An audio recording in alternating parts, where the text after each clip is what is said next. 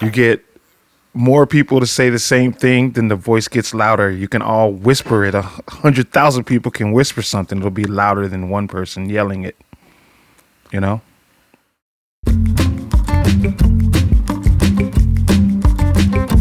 Ear snacks. Ear snacks for parents.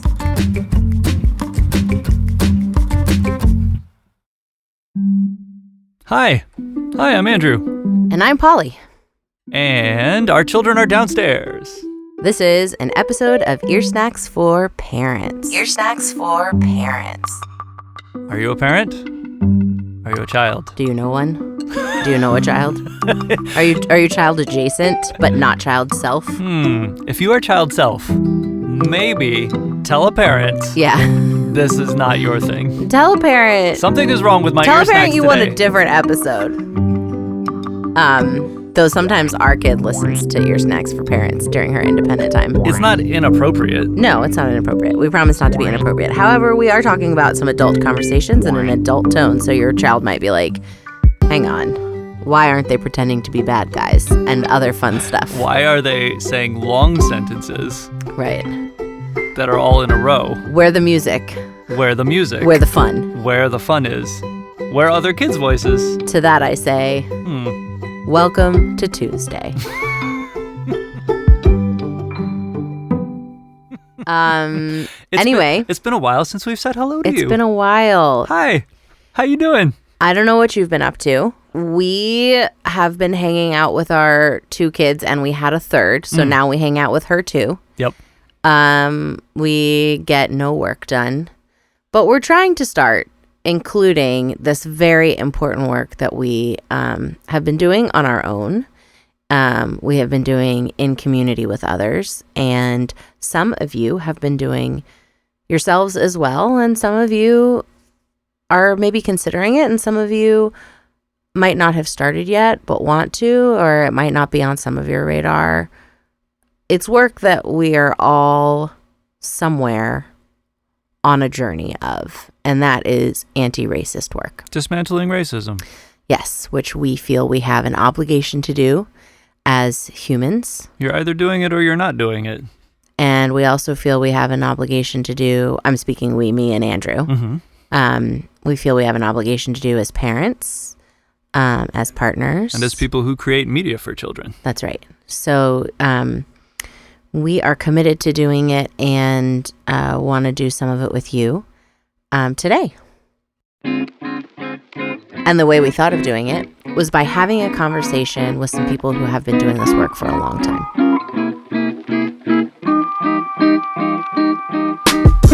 Alphabet Rockers, led by Kaitlin McGaw and Tommy Shepard, in collaboration with youths in the Bay Area.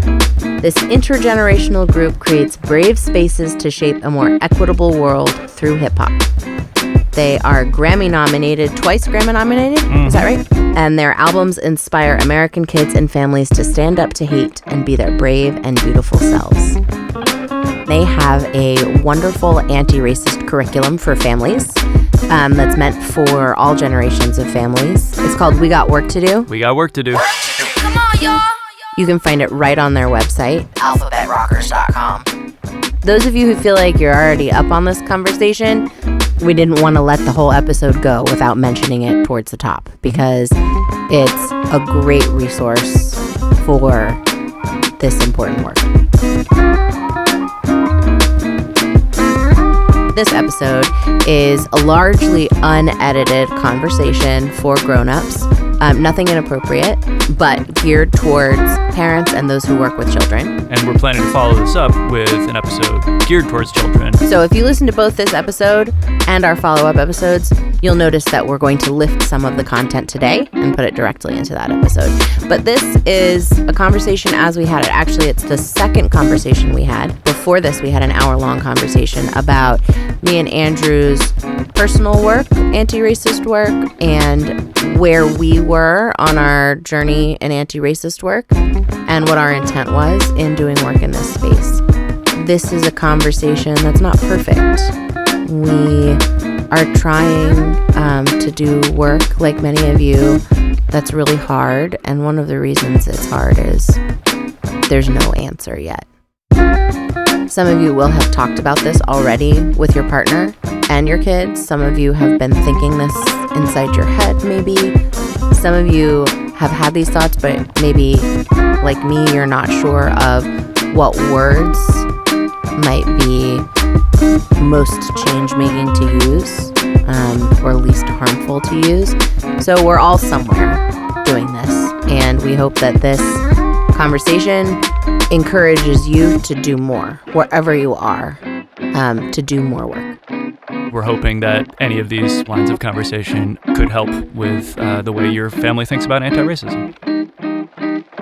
This conversation happened between the four of us, and I don't know what part of our identities matters to you in this conversation and what part influences the conversation we had.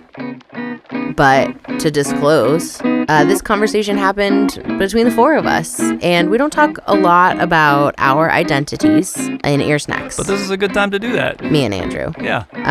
With me, Polly Hall, a cisgendered white female, and Andrew Barkan, a cisgendered white male. The Alphabet Rockers are talking about their identities all the time. That's what their music is made of. Mm-hmm. But we know that our identities form the work that we do and the lens that we view the world in, the lenses, because we have different lenses. Mm-hmm. But we can work on our lenses.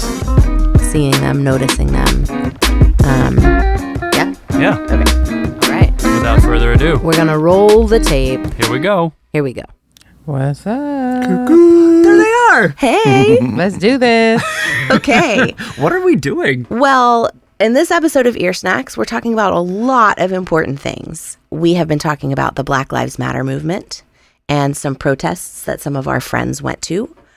And even more than that, we're wanting to talk about some things that I don't necessarily even have the words for. Are you having trouble finding words, Polly? Yeah, and I thought maybe that would be a good place to start is I'm wondering, what are some words that could help us have conversation with each other today? Ooh, interesting. Good question. Sometimes when we don't have the words for something, it's because we haven't heard people talk about it enough. So sometimes we hear about people's histories that we want to learn more about and we don't know the names. Yeah. Or we get really excited about a style of music and we don't know what it's called or the instrument. So, learning about how to be a real advocate for change, especially around anti-racism, is learning some new words. But the words are just, sometimes just the toppings. It's really about what you're doing underneath. What's an advocate? Oh, well, an advocate is someone who understands that someone has a problem and they want to help them out with that problem, whether they can use a certain privilege they have to activate to help that problem, or if they feel like they have the same problem too and they feel some solidarity to it. That's a good first word to use.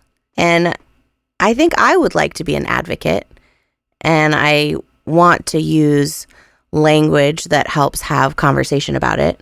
And I also want to be able to do, Kaitlin, what you mentioned, which is not just be on the toppings, but really do work underneath. So what kind of work does that advocate have an opportunity to do, or even a responsibility to do?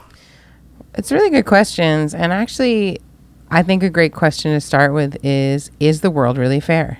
Because sometimes, we might hear stories where somebody wasn't treated fairly in the past, but then, a superhero came along and everything got better. But when we talk about things like racism, which is the world we've all been born into in around the world, you didn't get to choose that, right? You didn't get to choose that. So one question is, do you think the world is fair? And if so, how? And how is it unfair? Who is it fair for? If it's fair for you and it's not fair for someone else, doesn't that mean that it's actually not fair for anyone? Do you have any examples of entry points into conversations like that with young people? Oh, this is a great example. I've been really thinking about this. It's 100 years ago that women got the right to vote. And I'm putting quotes in the air, even though you're on the radio. Actually, that's only some women, right? that's white women, who are people who are perceived to be white. Black women did not get the right to vote on that day, and there was voter suppression for many years. This is really important to all of us. I'm sure you're reading the books. There's plenty of books about Civil Rights Act and the Civil Rights Movement of the 60s. But sometimes people forget to continue the story to this day. For example, just with voting, a crucial thing, a right of citizenship, has been changed by laws, and people make an effort to keep Black people from voting. I believe that is the definition of voter suppression, is when you create laws and when you create narratives that everyone abides by that stops you from being able to vote, even though they say you can vote. They come up with these excuses and these things that really puts obstacles in your way and makes you either not want to vote or actually literally can't because of the restrictions that are put upon your vote. We have votes in our house on the regular now about what movies to watch, and sometimes people don't get to participate in that conversation for some reason, and they feel very left out when they do not get their votes counted. Right. And sometimes you'll see it in family with power, where like parents get to choose things and they don't give kids a chance to voice themselves. Now, these are things that don't affect your human rights. So It's just what you had for dinner. we can just be clear about that. But it can give you some feeling of reflection of like, okay, wait. And sometimes young folks might say, hey, did you really need to have the only vote in this situation? And sometimes adults and your families might say, actually, you're right. I was kind of just power tripping. Those things happen too, because we are adults born into societies where sometimes we get power and we feel really, ooh, I'm in charge, you know? Sometimes we're trying to keep you safe. And so that's why we make choices. Like some movies aren't okay for you to see. But other times, like, you might have a good point. Hey, fam, I want to see this. I want to learn about this. And, like, give me a chance to talk about it. Yeah, we're both definitely, as parents, are trying to, create a space to where it's not like, because I said so.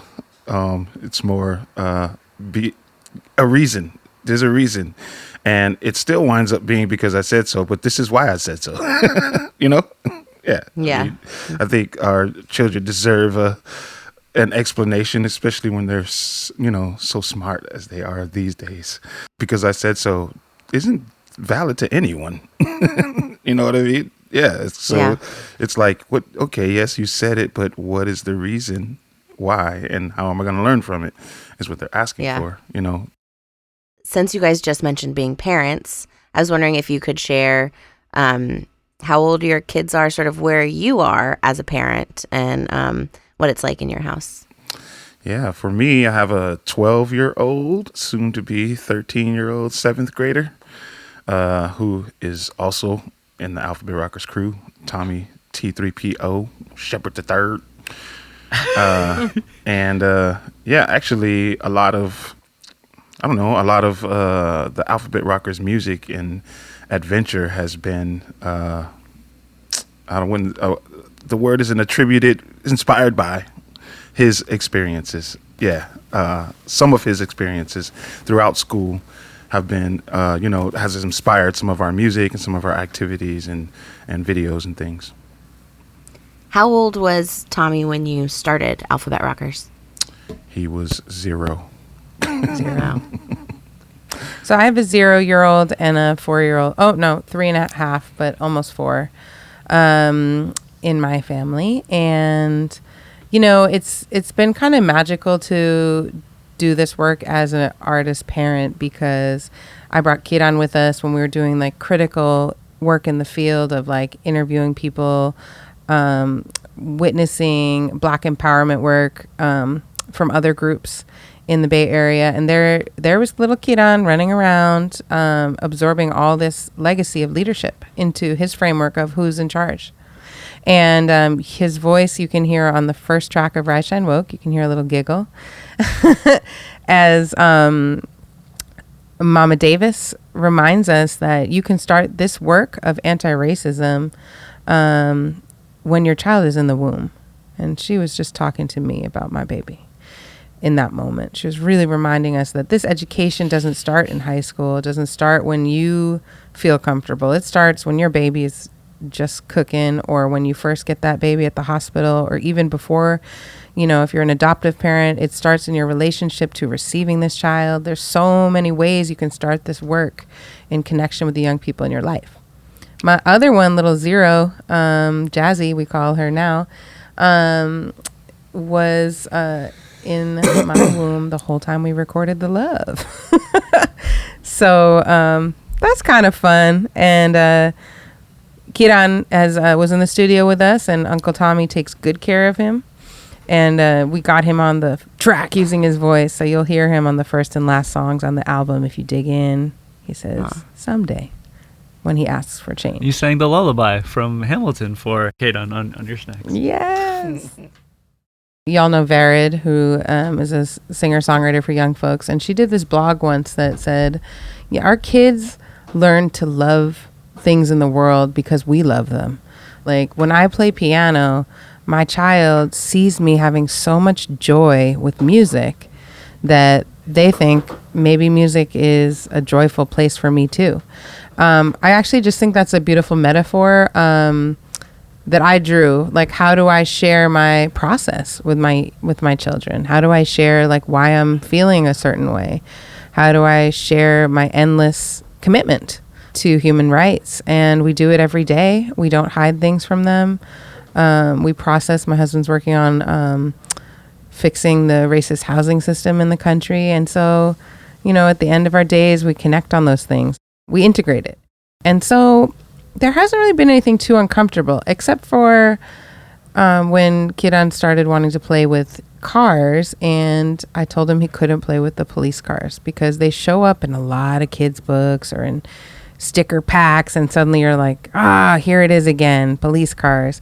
And I don't feel safe is the word I use. I don't feel safe seeing these used as toys when oftentimes the system of policing has made Black and brown folks unsafe in our country. And I keep it at that. And we don't want to make people feel unsafe. And so they're not toys. And what do you think we should do with them? And, 3-year-olds' facial expressions don't reflect what 40-year-olds' faces look like. So he's just staring at me, and he goes and puts it away in a place of toys that we don't play with. That's a great example of giving kids the power to be part of the decision-making process, because you didn't say, we need to put them away. And you didn't say, you can't play with that because I said so. Yeah. Right. There it is. Oh, that's true. I feel like I did Sounds like right. you did it all right. I was going to give another example of just like navigating video games and things like that, which, have some violence in it and things like that. We have never really tried to hide anything from our son, so we really talk to him about things, about guns, about violence, about what they're used for, about how they're misused, about how maybe they have been used for good, about, like how, like violence, but violence is still violence. He had a really good hold on like what violence is and like all that thing. So we started to allow him to play the paintball games, with the paintball guns and like, on the video games and things, Now he's playing all kinds of games like that because he has an understanding of what it is. And he it's not glorified for him that I'm just, you know what I mean? It's like, it's more of a victory that he's playing with his friends and like all of that stuff than he's actually like committing violence. And it's not like what's the word? He's not like being desensitized to it. His imagination knows that this isn't real, and he knows what is real. And my wife and I, as parents, understand that he understands that, and that's how we approach what content or what things he can actually take in, because we think in age, oh, you're this age, you can't handle this, you know what I mean? Oh, you're this age, you can't handle this. But we didn't. We asked questions, and we made sure he understood things before we actually showed things. And so he showed us that he has more of a maturity in that space. I mean, he's still 12, but so like we let him play those games. Just wouldn't recommend all parents do, but we have an understanding with him who we know has an understanding of it all, I think also with like when you send something as a parent that you're like, ooh, I want to talk about this, not sure how, it's okay to not talk about it in that exact moment. It's okay to come back to your young people in your life and hold yourself accountable. So, hey, I actually saw something in a book that we were reading that actually made me not really feel good. It made me uncomfortable because I noticed that this is how they were portraying the black characters. And it didn't make me feel good because I believe that black characters should be portrayed in a different light. Like there's ways that you can control the narrative of how you read. I think that's a huge part of like anti-racist parenting. And that's the term of the day, to conscious parenting, doing the work, whatever. Every culture is going to have their own framework around it. But there's, we can't stop all the books and all the movies. It's not about like shielding, but it is about like the lens that you bring to everything. So what do you notice in this book? I remember reading with my niece, who's now this amazing youth activist.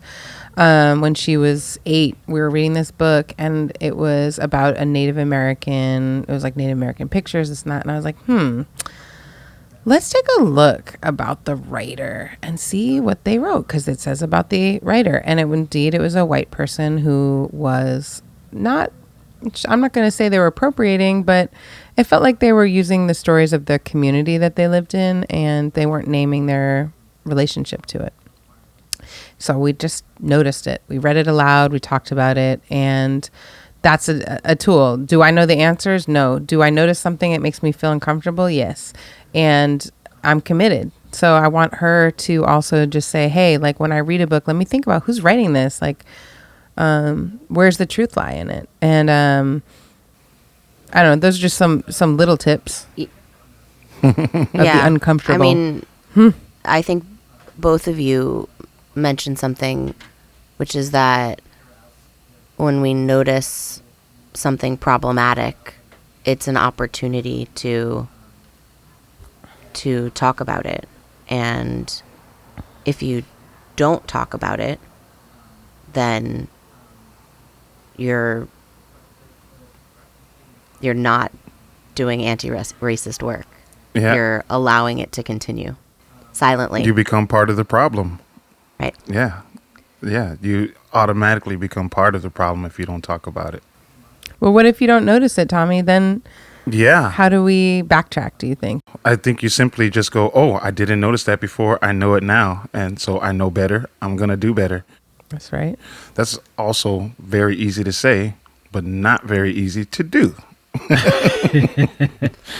Yeah, like an example of that, not with anti-racism work, but around inclusivity, of gender inclusivity, which is anti-racist work, is the use of pronouns. And so a lot of times when, we were on the come-ups with Alphabet Rockers, we'd say, hey, girls, we say maybe every once in a while, girls and boys, but that doesn't include everyone. And as soon as we know it didn't include everyone, we said, you know what, we didn't like how we used to do that. We're not going to do that anymore. We say everybody. Yeah. This is where y'all comes in. Yep. We realized it was more than you guys in the room. It was more than us guys in the room. Yeah. Absolutely. And it's not to say that I still don't say it every once in a while. It's just I'm aware of it when I do say it, and I try not to. And that's it. That's all I can do. Yeah. Absolutely. And you may have spent many, many years of your life and your brain circuitry using other language that you're now coming to realize you can do better than. Absolutely. Totally. I'm definitely feeling that way. Trying to look at my brain circuitry when it has a default way of processing something or way of expressing something that is comfortable because I don't have to think about it or I don't have to work very hard to let it come out, but it's not the best. Well, let's talk about that for a minute. What does it mean, or what happens when we use words or we do something that causes pain in others? Well, yeah, I mean, I think in some ways this isn't like Tommy's work to do as a black leader, but white folks have been making heck of mistakes.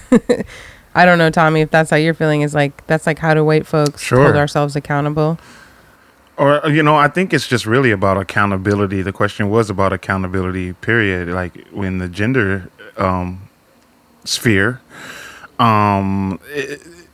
for us, what the people that we spoke with and everyone that we engaged with from the community, from the queer community, the trans community, the non-binary community, they all expressed that forgive yourself for what you have done, and just apologize and don't get all into your head about it, because that's what hurts them, is you getting into your own head about it, and not just simply just apologizing and letting it be an apology versus a defense mechanism. All of these things transfer over to race, into biases. It all translates to the same thing. As far as like when I stopped saying you guys, I was just fully aware that there's more than guys in the room, and there's people asking us to acknowledge them. And so if I say you guys, then I'm just not acknowledging them. You know what I mean? The same thing with boys and girls. Like, it was like, and then it took us a second. I would say boys and girls, and then I'd be like, excuse me, everybody.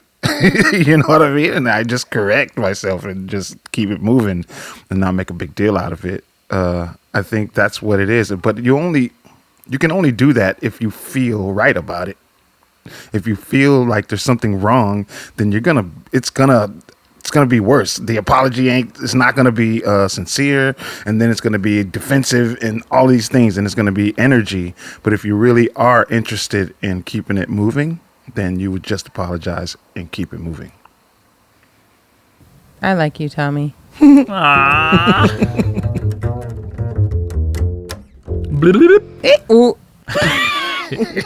One thing, like, it comes back to some basic stuff for us. Like, how do you get received in a room? How do you feel like you belong? Those are like pretty simple things that hold so much complexity. So when you say somebody's name correctly in the way that their family says it, that is a way of honoring their space in the world.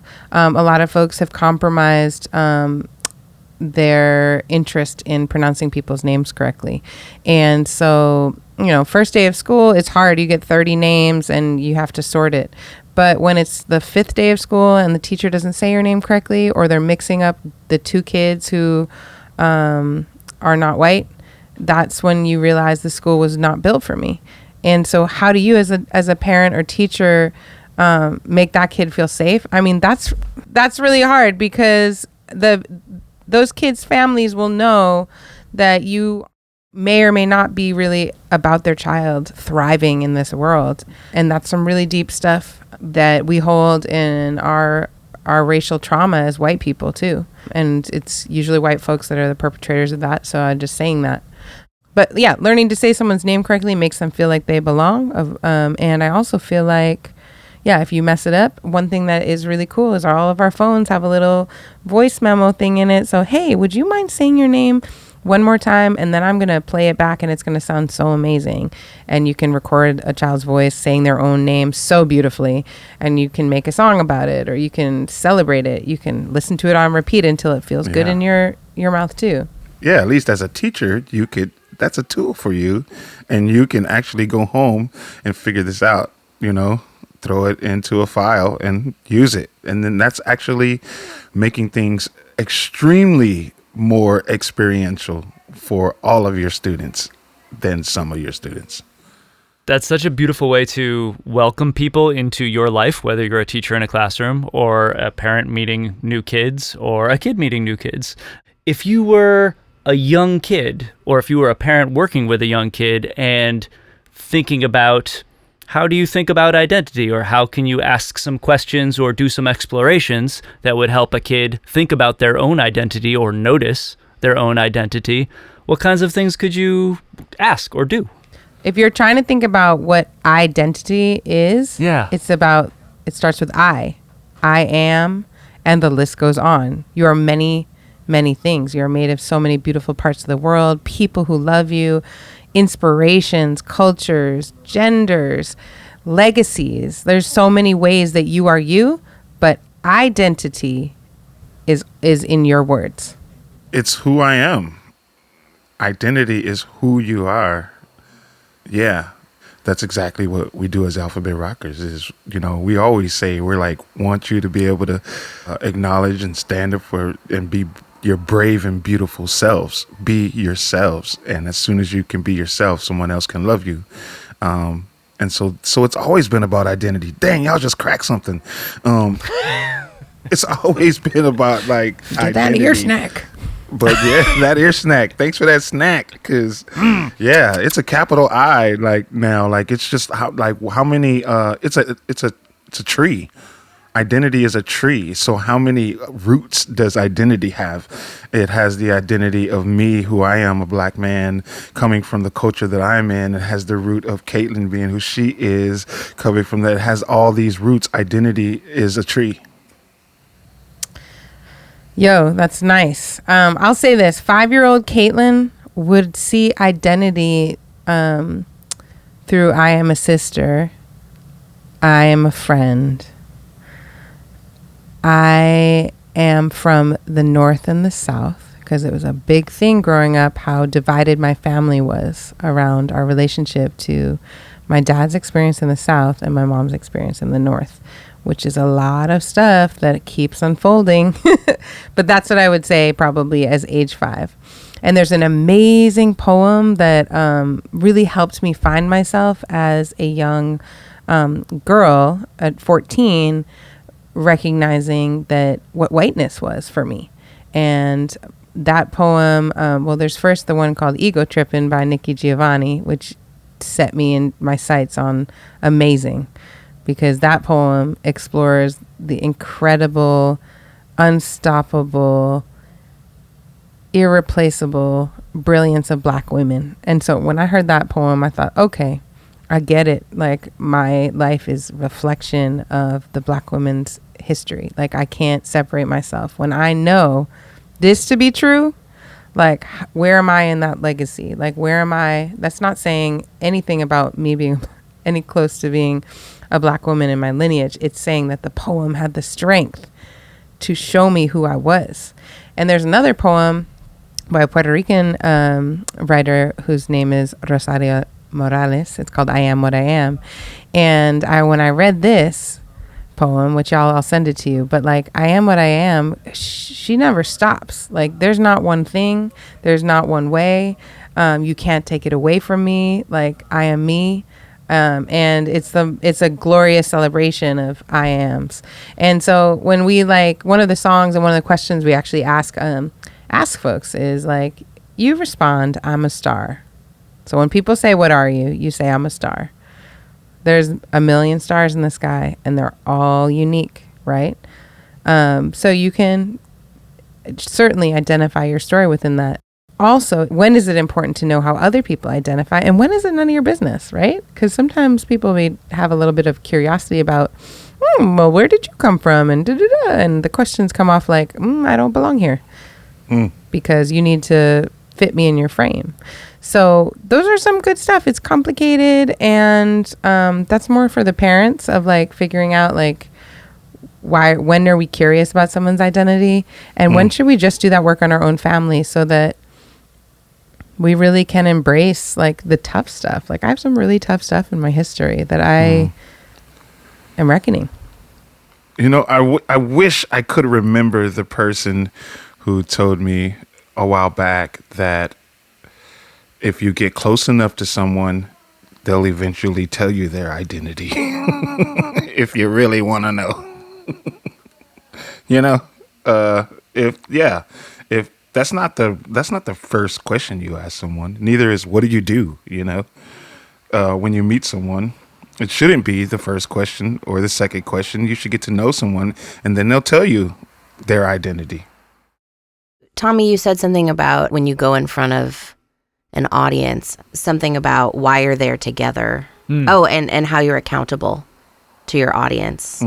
And that accountability includes not making assumptions about them, and it includes giving them the chance to share identity if they want and not share identity if they want, and the responsibility to understand and see and hear that. And I like thinking about that accountability to each other, just as people, as a parent and a child, as a performer, as a teacher, as a partner. as a partner. Yeah. Does identity change, or is identity fixed? And how is it different from, you've also used another word, Kaitlin used the word history or histories. I think identity is ever changing because of what we're talking about. Like, as far as like history, we know our history. History, some things we don't want to repeat, so we try to change things. There's parts of our identity that are put on us as we become older, as we grow up with siblings and friends and things. There's identity that is put on you, that you're a boy because you like to do these things, or you're a girl because you like to do these things. That's identity. And so as a grown 40-something-year-old now, I understand like my identity as not like I'm positive I'm a boy, but I know there's more. I'm positive that my little sister is a girl, but there's more. And so my identity has changed now because I'm different. And as I get older and as I grow, things happen and my identity changes because I am now widened. My lens is widened. My thoughts are more open. So therefore, my identity has changed because someone who might have been not thoughtful about these things in his teenage years is no longer that. So now my identity is different. That's how I see it. Can I get some of that? That's brilliant. This is, I think, a cool opportunity to segue a little bit into the work that you're doing with Alphabet Rockers specifically. Yeah. One thing that we talked about in our prior conversation was uncomfortable moments that y'all have had with the group, like making decisions to do something very risky or very bold. And I wonder if you could speak a little bit about how the group's identity has changed from when you started out together 13 years ago and some of those challenging risk-taking moments and the benefit or the thing that has transformed as a result of deciding to take that risk. Okay, I'm just going to say this. Everything that we've done as far as risks has always had a thrice-fold reward. And even more. I'm saying because even if we are become aware of someone who doesn't want us there, that's a reward because now we know where you are. You know what I mean? Like, I think like all the things we've risked hasn't, it's not, we need to risk more. Like, this is what I'm saying is like, we need to be more risky because we always think that a risk that we are having, once we're on the other side of the risk, it's not a risk at all. And so that's why we want to think bigger as far as risk and what we're doing. Because, when we started putting the Black Lives Matter sign on our sets, that, we thought that was risky. And then it wasn't because it was just who we are. And then it wasn't. When we talked about race and black skin and skin color and all that stuff, we thought it was risky. But on the other side of it, it's not that risky. It's necessary. It's necessary. We take risks and turn them into what's necessary because like the risks that we take always wind up not being as strong of a risk as we thought it was going to be. So I guess what I'm saying is, when we think you're making a risk or taking a risk, make it bigger. So if you're gonna really risk something, then see like what it is, because what we thought was risky and the places that we've been and the people have spoken out against what we're doing is very small compared to the people that have really opened up to it and really wanted to expand their knowledge and their consciousness and their bias and like understand their biases in a way that includes everything that we're talking about. So, yeah, we actually haven't had very many pitfalls besides people wanting to know if we were going to be appropriate because we are hip hop. Like, are you sing? I know you're coming here with kids music, but it's hip hop. So is it appropriate? You know. So yeah, What is that? Is the language going to be appropriate? The language. We got that question in the beginning, but that's something we've also overcome. So some things that we see as risk or people see as risk isn't even risky, and the things that we are risking doesn't even become as strong of a risk on the other side of it. Yeah.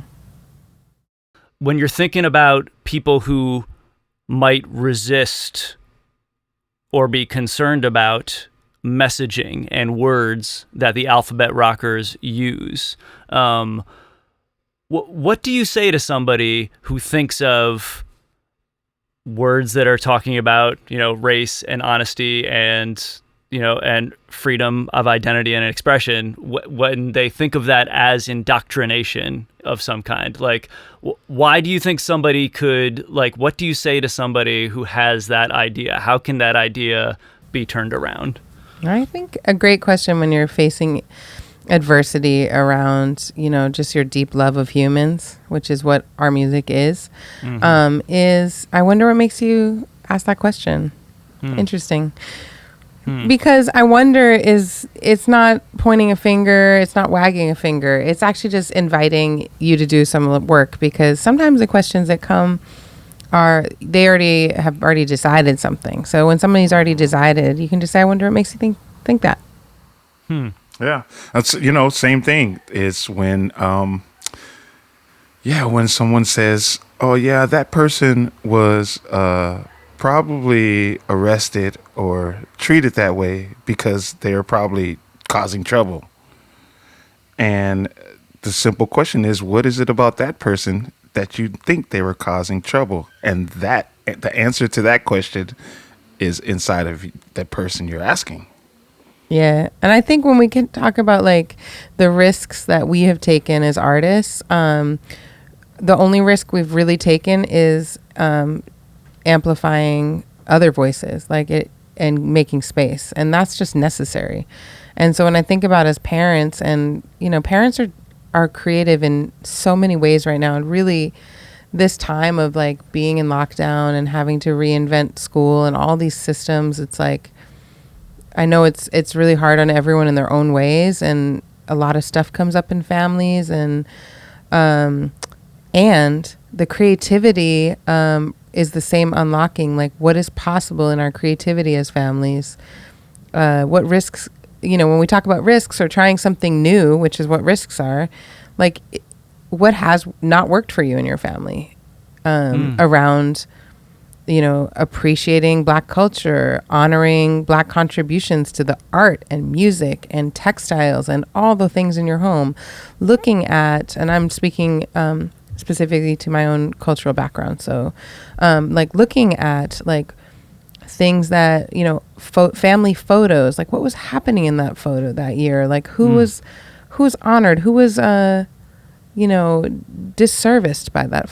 Anything. You can have a context and story that it is a risk to go into your own body and go into your own past. That's actually a big work. And sharing that with your elders, it's not just with your kids, it's with your elders, it's with your cousins. And a lot of people have evolved and some haven't. So maybe there's a relationship you've had with a cousin that no longer needs to be in the same way.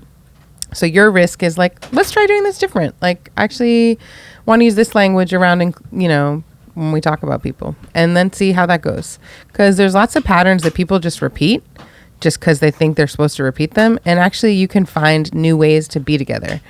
And if you can't, maybe it's just time for a sacred pause, as some people say. Just take a pause just to take care of self. And that is some radical love too, because you got to take care of your children in the most precious way. And your children are not the only ones going through this. Kaitlin, you mentioned something in our last conversation about a fear that you have about what will happen over the next year. Absolutely. As we are all in our homes in different communities. And I think we should talk about that, and then what you hope to accomplish with the anti-racist work. As that elephant came in? Oh, that elephant came in. There it is. Yeah. right. Yeah, I mean, my big fear, specifically around COVID, what I noticed is everybody in the Bay Area, we were in shelter in place since March 14th. And within a couple weeks, we were up online on Zoom and connecting with each other. But I noticed still, like, we are a unique community where people are going to come together. And we already know each other, so we can build from there. We can go deeper. But when I think about communities all over the country, now we've toured all over the country, and there are people like us everywhere. So I really like, one thing that I love about our experience is that we've been able to have so many connections. Like, we can walk into a classroom in East Lansing, Michigan, and the kids speak our language. They understand, they feel seen, they feel loved, they're rising up. You know, the teachers are already in the hook of it. They got it. So we're just there to reflect the great work and the great empowerment of every person in that room. That's one example of many. There's other classrooms that we've walked into where the teachers are afraid of us. They think we're threatening. They think we're going to take their rights away. They want to build a wall, which, by the way, is, it's unconstitutional to treat people like this. So we have to walk and say what we need to say. So I want to say that anyways. What do we say to these folks? We will either sing this song or we will not perform. That's our bottom line, and that's the risk we take. We will risk our business for human rights. So my fear about COVID is just that as we get isolated and pod up, we only look for familiar, usually around class lines, and there's not going to be much mitigation of what it feels like to be the only, or what it even feels like to not be seen, or to not know anybody that doesn't just look like the people that you know. And so in some communities that are, let's say there's like a all white community. Well, the investigation that needs to happen during this time is, when did our community become all white, and what are we doing about it? Because anything that is surrounded by white people, there's a problem. There's been redlining, there's been secret votes, there's been justices on the court making decisions in our history, and it's really not that long ago. Like, within your generation, within my generation, within my father's generation. So during this time, the positive things we can do as adults is we can really examine where we live. We can look at whose land we're on. We can work with indigenous communities and look at what ways we can pay back our land. We can also look into this. This is for affluent folks who are looking at how to do better. We can look at how can we make more space for affordable housing. What provisions do we need to show up so that people can live and have access to our school district? That's how segregation continues to this day.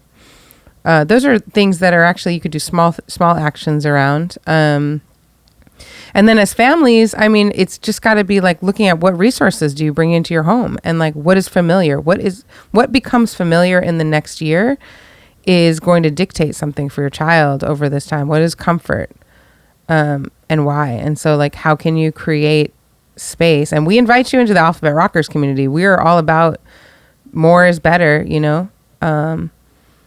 We want to share our stories with you. We want to hear yours. Like, can you write your story while you're there? Can you find a way to find a new pen pal? Can you read a story or a book from somebody from a different city?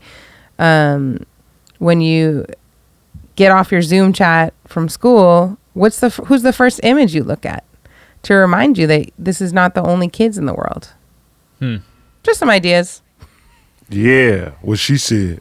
Oh, gosh. You are listening to Ears Radio. Ear Snacks for Parents. So I know y'all are planning this anti-racist curriculum for families. Yeah, it's called We Got Work to Do. We got work to do. We do. We got work to do. Come on, y'all. Okay, so the work is for both parents and kids. Yeah, for sure. We believe in intergenerational work. It's definitely intergenerational, because it's not just about the kids or the parents. It's about their parents and the patterns of all of their parents. you know. So what we are doing is just an engaging course that is going to really open your mind to being anti-racist. It really is something you can do with your families. And we're really just all about celebrating your identity, which we talked about earlier, being your brave and beautiful selves. And once you can actually understand yourself, then you can actually understand others for who they are. And so that's where we're really headed with this course. We're starting off with a mini course that we're offering. And it really is a way to engage with your kids and kids to engage with their parents and ask questions that, I don't know, might seem uncomfortable. But really what we're trying to do is like make it seem like it's not so uncomfortable to talk about these things. And so the more and more we create these songs and curriculums and videos and all of these ear snacks, the more like people just understand that there's no one way to figure it out. There's no one way to do it. There's no one way to be active. There's no one way. So that's what this course is going to do, is going to really try to open people's minds to search for more answers and to do better and know better. And from knowing better, be better. And what we know is that being anti-racist is lifelong learning. So when you take a course with Alphabet Rockers, when you come to a show, it's not like we want to give out a badge even to anybody in the crew. We are all just humans trying to do better.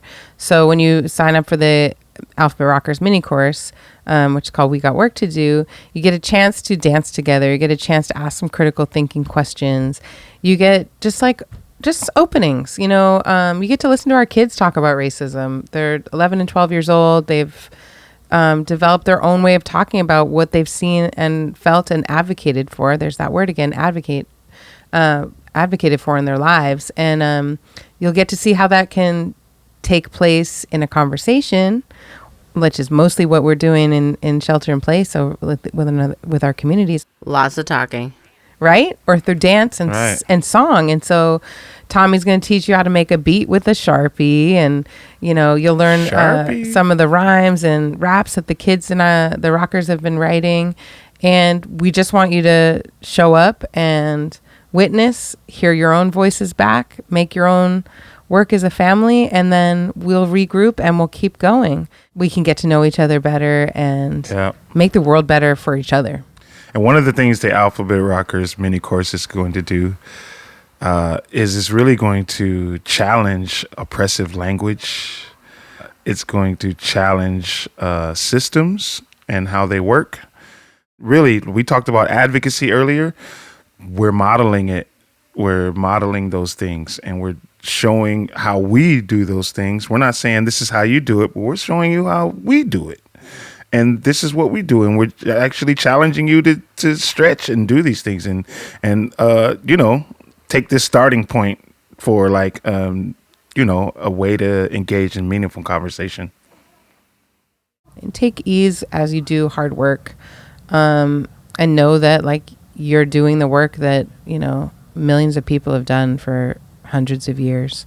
So you're not alone with any of it. And I think what we're eventually going to find is that families who take part in these courses are actually I want to meet the other families. I want to activate with you. So we know who we are. When our audience says we need this, we create it. So this is just a step towards connection. It's a step towards moving together, and then find buddies to share ideas together, almost like you're having a backyard party with someone from another community.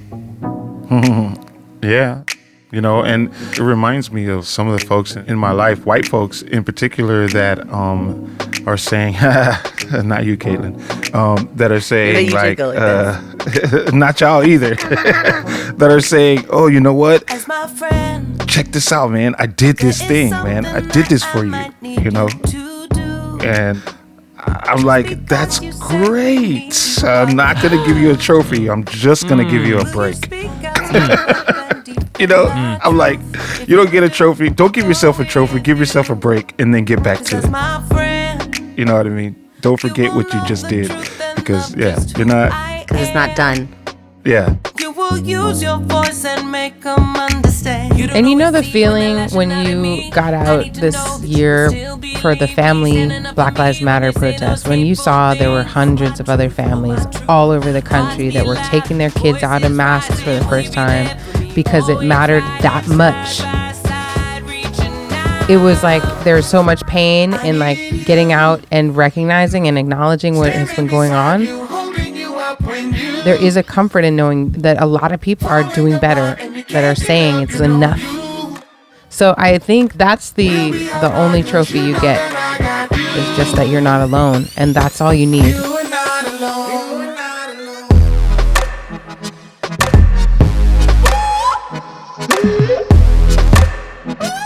This word activate and this word activism and being active, I think I was so heartened to see so much of it, and I want it to continue, and I know that there are a lot of families out there that want to keep participating in the work, and I hope they will do the Alphabet Rockers course, and I hope they will continue to be out there at protests. I hope they will continue to do the work, maybe take a break, but get back to it always. Definitely.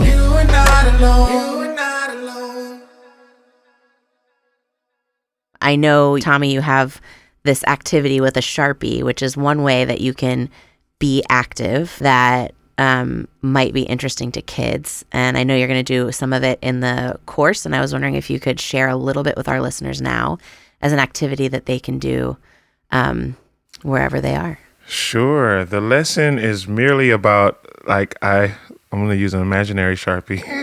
Yeah. As I was saying, I use this Sharpie. What do we usually use a Sharpie for is to maybe make a poster or a protest sign, write a note, say some things. So I actually use that Sharpie to create a rhythm and make a beat that actually made my son, Tommy T3PO, and Kali, his best friend, write a song to that beat about racism in their schools. On the dance floor. Write it on the wall, throw it up as a wake-up call to all of y'all. My name is Tommy, GDPO, sharp as a tack. If you don't look like me, will you stand on my back? Yep. My name is It Tommy. literally was just a beat I made on pounding on the table with a Sharpie. We're here to represent our school and our Sharpie, people who don't know small black thing people. turned into a rhythm, small thing that turned into a song, big thing that turned into everybody understanding what these two kids are talking about. We want to save it. We know our country is in trouble. We can't reshape it. We see all this injustice. We can't take it, but we can change it. You are you, I am me. You and me, I and I. We are X, we are Z. We decided family. Why me? Because I got you, so get me. You know I got you, So so get me. you get more people to say the same thing, then the voice gets louder. You can all whisper it. 100,000 people can whisper something. It'll be louder than one person yelling I it, got you, so get me. you know? Absolutely.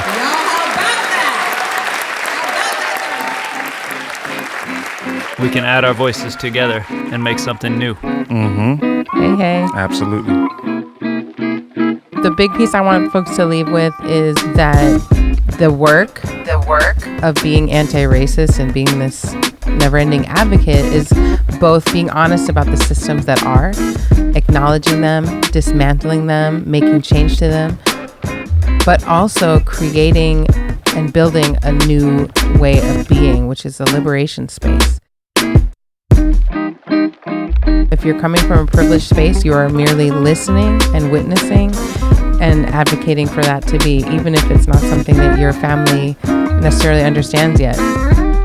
And so I think something to look into is like abolition teaching. If you're looking at your teaching frameworks for your teaching at home this year, that's a great resource. You can follow those hashtags and also, get in the movement with us. I want to show up. Whoop, whoop. I want to upshow. Now you're using the power of language to confuse me. I feel you. That's actually just you saying that is actually something that a lot of people should say out loud, you know? Because then it might be brought into some real existence if you say it out loud. On a podcast.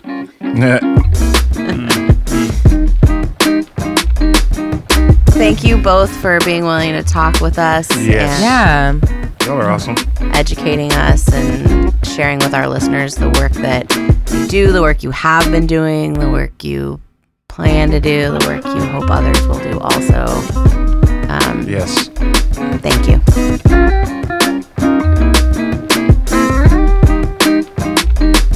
And that's our show. Thank you so much to Tommy Shepard and Kaitlin McGaw. from Alphabet Rockers for having conversation with us. And for inspiring us with all the work they're doing. As parents and as people making music for families, they are modeling the work that we, as parents and people making music for families, can try to aspire to. The music on this episode is from Alphabet Rockers' Grammy-nominated album, The Love. Don't forget to check out Alphabet Rockers and their anti-racist course, We Got Work to Do, which you can find on their website, alphabetrockers.com. alphabetrockers.com. If you are interested in being on Ear Snacks or telling us what you think about this episode or our ideas, please let us know at earsnacks.org. earsnacks.org. Thank you so much for listening, and thank you so much for having the hard conversations with your kids. Yeah, the uncomfortable conversations. Sometimes comfort is just another way of not doing the work, and we want to do it. One thing I found when talking to our kids about it is that it was hard to think about how to start, but it wasn't so hard once we started, because we had already started. And it makes me think of what Tommy and Kaitlin shared, which is the minute they chose to do something uncomfortable or something challenging in a show, they had already chosen to do it. They had already gotten out there, and not to shy away from risks. Yeah, because it turns out once you take them, you find out they weren't that risky to begin with. And they're already in your past. Yeah.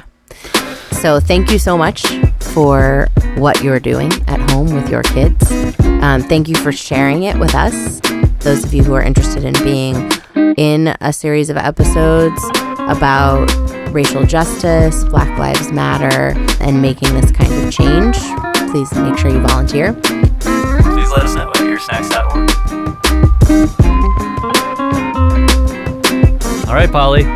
Back to being in the pandemic with our kids. Yeah. I mean, outro. Are we outroing now? Yeah, I'm outro. Oh, this is your outro? I'm outro right now. Oh, Yeah. See you later, Tro. I'm just saying, this is hard. It's true. But it was nice being in a studio with you for some minutes. Yeah. Yeah. Maybe like 14. Yeah. We'll try Right again. before I came up here, the baby actually pooped up her whole back. We just left him down there by themselves. To fend for themselves. Just kidding. And I did the diaper before I left. So I did not leave my mom with the whole mess. You can give me a Thank you, little Bobby. credit as a human. Yeah.